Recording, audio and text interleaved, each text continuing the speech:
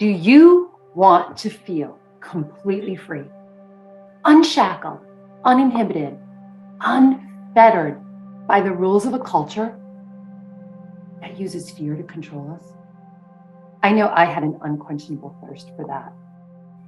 One of the ways to feel the freedom that we're all desiring so much is to lean in to your intuitive self, that feminine side of you that receives guided information, learning to trust it, and then take the inspired, aligned action. That's freedom. Hello, hello, hello, and welcome back. I am fired up about talking about intuition and freedom. I'm your guide to becoming that powerful creatrix living in the matrix, that feminine side of you that is bubbling up and burning inside to come out, and you stuff it down, right? So this energy, this creatrix energy, it invites you to do 3 key things in your life. Step into your excellence. Completely embody that life force energy, that driving force that feeds you, and express your true essence, to play full out and become the woman you're meant to be. And we are in a pivotal time on the planet, right? Humanity is waiting, needing for women to set their hearts on fire and take action now with clarity and courage. To create change this world really needs. And the way that we do it is utilizing our intuition and changing ourselves first. This work happens from the inside out. So intuition, let's talk about it for a minute. It is an immediate understanding or knowing something without reason. And that took me a long time to embrace and to embody, because we are taught to be reasonable. Thinking is so important, right? So the dictionary says, intuition, immediate insight or perception, as contrasted with conscious reasoning or reflection. Intuitions have been characterized alternately as quasi-mystical experiences, or as the products of instinct, feeling, minimal sense impressions, or unconscious forces. To intuit. How many of you do that? Maybe you've heard of it called a hunch or an instinct. Well, get this. We all have intuitive hits. We all get them. The challenge is, are we really hearing them, listening to them, heeding them, and taking action on them? Well, why is this important? For starters, as a creatrix, you get to choose to live in a feminine operating system, to feel more guided, and that's the word, guided in our actions by those intuitive hits. Does it mean we throw out all the thinking? No, but we really take those messages that our body receives and we pay attention to them. So I like to call it the 3 T's of intuition. And this can help you find the freedom and feel the freedom that you're desiring. So the first T is tapping in, and then trusting it, number 2, and then taking action, because without action, what is the point if we're just in our head? So tapping in. Do you listen to your intuition? Are you even able to hear it? Do you discern the intuitions from fear and anxiety, or other people's thoughts, or all the unconscious programming that happened to all of us in our early years, right? And continues to happen. Number 2, trust it. Do you trust those intuitive hits? If you've gotten past the first step and you're hearing it, you're kind of tapping in, are you trusting it when you hear it? Or do you second guess it? Do you doubt it? Do you misinterpret it even when you hear it? The third part is the taking action. Do you take action according to your intuition, or do you ignore it? How stuck do you feel when you ignore those whispers of your heart, or however you pick up the information? I've done an episode on the 8 clairs. However that information comes in, whether it's clairvoyant, clairaudient, claircognizant, clairgustance, I mean, maybe you even smell it or feel it, like some people smell fear. How do you hear and sense that information? Do you trust it? And are you going to take action? Because that action step is your key to freedom. When you take action, and you use your voice, go back and listen to that 5th chakra episode. Do you take action? So take a breath and let's tune in for a minute. And I'm going to invite you to place your hand on your heart. Take a long, slow, deep breath. And I invite you to close your eyes if you haven't already. Remember a time that you trusted your intuition and it helped you out with something really, really important to you that mattered a lot. Maybe it helped you find something lost. Maybe it guided you to avoid a situation that would have been dangerous or detrimental. Maybe it guided you to something magnificent and fun and sparked something important to you. Remember that time when you trusted it. What did that feel like in your body? Just listen to it and sit with it. Soak up the sensations. What did it feel like? What did it look like? What did it smell like? Anything that comes to mind. Can you recall what it felt like before you got that intuitive hit? Can you tap into that feeling? Maybe you can, maybe you can't, but remember, this is a muscle that we want to work with. And it's a choice because we are all spiritual. We are all intuitive. We have just been programmed to block it out. So this feeling, you can take a breath and call it in anytime. If you're struggling with tapping in, here's 5 ways to tell when your intuition is talking to you. 1, you feel uneasy about a situation that's going on. You get that uncomfortable feeling. It's trying to alert you to something. What it's telling you is to pay attention. It might not be giving you all the answers, but that uncomfortable feeling is not the time to stuff it down with food or alcohol or shopping or whatever it is. It's time to pay attention and hone your senses. The second one, and the second thing it's alerting you to or telling you to do, how you can tell is, are you having recurring thoughts about ideas? Sometimes people say we're fixating and we're crazy, but you've got to listen to where that recurring is. Is it coming from fear, like the woulda, shoulda, coulda fear? Or is, again, a recurring thought of something that lights you up, that's wanting to come forth? There's the law of 3, if you're familiar with it. If you think something or hear something or see something for 3 times in a row and you notice that, again, pay attention. There's information for you in there that you can use. Okay, the third thing, the way your intuition might be talking to you is when you have moments of clarity, when you slow down. And this is part of the feminine operating system to freedom, right? We need to slow down. Because when we're in that hustle, hustle, go mode that this culture really wants us to be in, we can lose sight of that intuitive knowledge, information that's coming.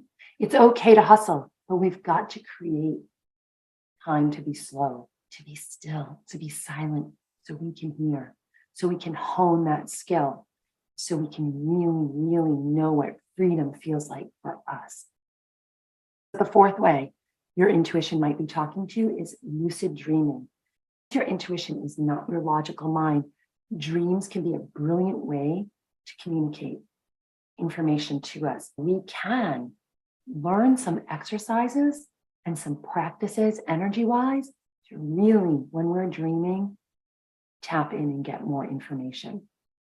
The fifth one, the way that your intuition is talking to you so you can tap in, is that you feel more confident in a decision that is not logical. Like you've taken some action steps and you want to refine this. Have you ever made a decision that no one else understood? Maybe they thought you were crazy, but you knew in here, in your vessel, that it was the right choice for you. This is a sign that your intuition spoke to you and that you listened and that you took action. Practice that. The second part is trusting it. We're going to go back to that exercise of trusting your intuition, that quick guided one, because you can tap into that. and remind yourself at any time, tap into that. And it's building a sense of freedom each time you trust it. When we feel fear, when we feel constricted, when we feel tension in our body or resistance, it's coming from a place of doubt. This is usually not our intuition. There are times when fear comes up and we should listen to it. But it's, again, from that woulda, shoulda, coulda model, that level of fear, that is not your intuition. When we feel calm and centered and grounded, and it's like a whisper, a knowing, a slight soft hearing, that's usually our intuition. It feels good to trust it, doesn't it? So let's go back and shift gears. Close your eyes, put your hands on your heart. Remember a time that you received some intuitive hits, some information, that whisper telling you not to do something, not to trust someone, not to go somewhere. But you really wanted to. Your ego or your protective personality was speaking to you. And you know what? You didn't listen. How did things work out for you when you didn't listen? Did it leave you with feelings of regret? What did it cost you in your life to not listen? In dollars, in cents, in relationships, in self-worth, in knowing your own value. What did it cost you when you didn't listen? And feel those feelings. It's okay to remember this, because instead of beating yourself up for it, you get to use this as a tool to teach you how it didn't work out for you. And you choose what happens the next time you get those intuitive hits.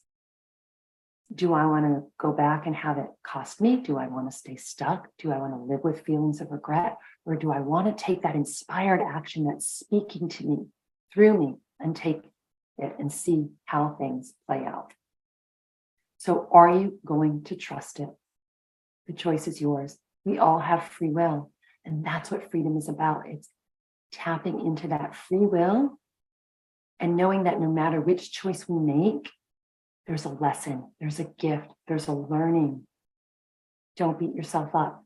Use it as fertilizer, as compost to move you forward. Think back. Did you have an intuitive hit or whisper? Close your eyes. Did you argue with it? That whisper, that telling you, that didn't make sense. When you chose logic and reason instead, just remember that feeling and how you're not going to do that anymore. I am not trying to make you wrong. I have been there. Remember who you really are. Trust who you are. Trust what you want. One of the things I've helped women do that I had to help myself do is face your fears and trust yourself again. Just remind yourself when you hear the whispers, you get to choose. You're at a choice point. There are signs when things happen in 3, pay attention. For years, I vacillated between the shoulds, the woulda, shoulda, couldas, and the instinctive knowing. And I used to beat myself up for it. And that's why I'm suggesting that you don't. When we choose to use it as a lesson, as a stepping stone to our greatness, that's where the magic happens. That's when we find freedom. I made a decision years ago that I wanted to feel a certain way in my life. It took me a long time to get there. I buried some of my real feelings. And when I did that, I was having trouble tapping into my intuition.